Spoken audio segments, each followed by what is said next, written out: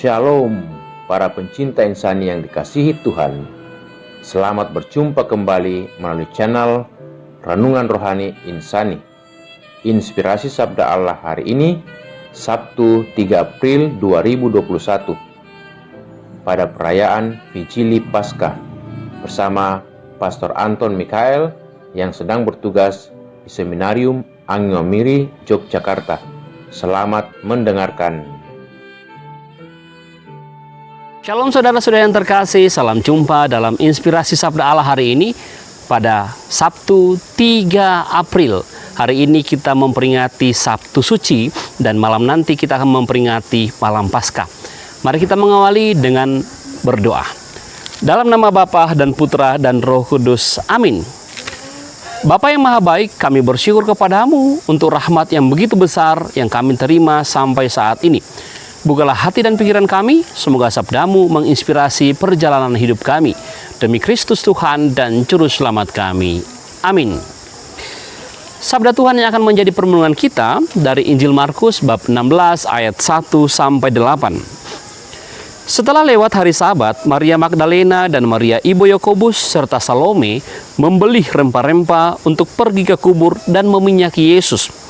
Dan pagi-pagi benar pada hari pertama minggu itu, setelah matahari terbit, pergilah mereka ke kubur.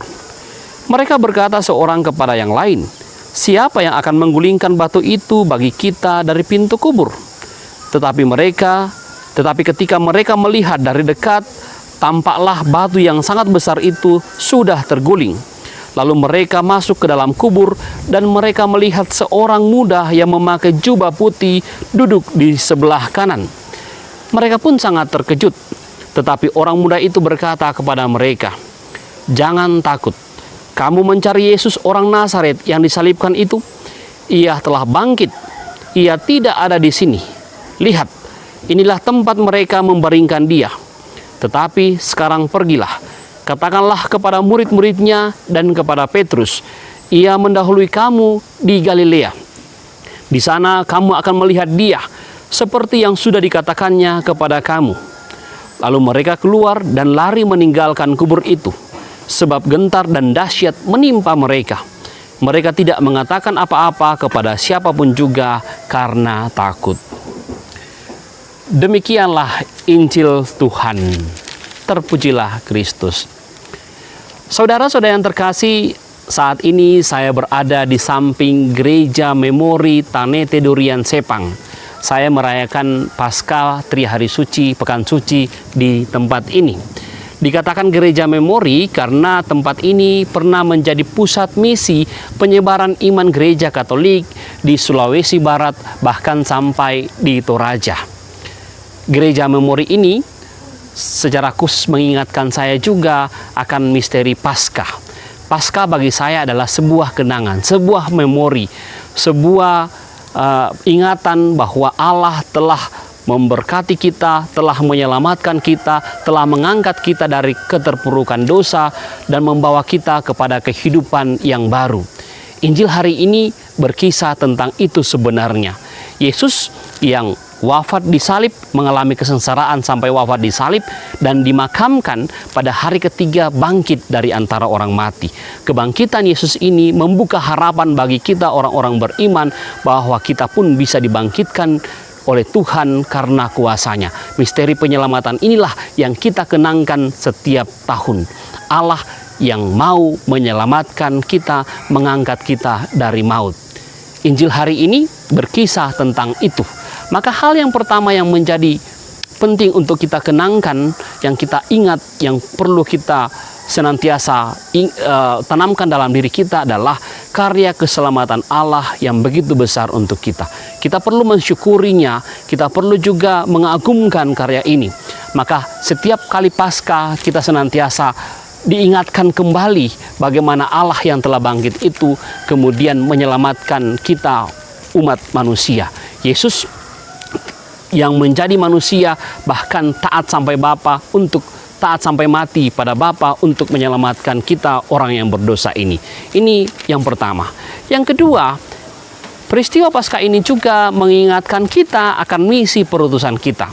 Sebagaimana orang-orang yang datang mengunjungi makam Yesus itu, lalu kemudian mereka tidak menemukan Yesus yang bangkit, tetapi hanya menemukan malaikat. Malaikat itu mengatakan, pergilah, katakanlah ini kepada para muridnya, kepada Petrus. Sebenarnya, apa yang dikatakan oleh malaikat ini juga menjadi misi perutusan kita.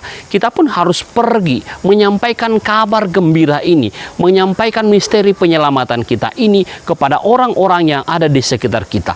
Murid-murid yang mungkin lupa, murid-murid yang mungkin tidak mengenal lagi Tuhan. Inilah tugas perutusan kita, menyampaikan karya keselamatan ini kepada orang lain. Bagaimana bentuknya? Saya dan Anda punya medan karya yang berbeda-beda. Dalam medan-medan karya itulah kita bisa menunjukkan misi perutusan itu. Melalui tingkah laku kita, melalui perkataan kita, tindakan-tindakan kita yang menunjukkan orang-orang yang terselamatkan.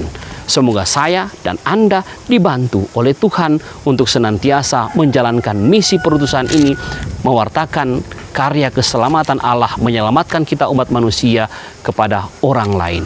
Semoga kita dibantu untuk itu. Amin. Mari kita tutup dengan berdoa. Bapa yang Maha Baik, kami bersyukur kepadamu karena Injil hari ini mengingatkan kami akan misteri penyelamatanmu dan mengingatkan kami juga untuk misi perutusan kami mewartakan kebaikanmu kepada orang lain. Bantulah kami ya Tuhan, demi Kristus Tuhan dan Juru Selamat kami. Amin. Tuhan sertamu dan sertamu juga. Semoga saudara sekalian diberkati oleh Allah yang Maha Kuasa, Bapa, Putra, dan Roh Kudus. Amin. Terima kasih saudara-saudariku yang telah mendengarkan Sabda Allah. Saya, Pastor Marcelo Rotandung, mengucapkan berlimpah terima kasih kepada Pastor Anton Mikael. Semoga Pastor bersama dengan rekan-rekan imam, para frater, dan segenap penghuni Seminarium Angin Mamiri senantiasa diberkati Tuhan dalam setiap aktivitas dan pelayanannya. Amin.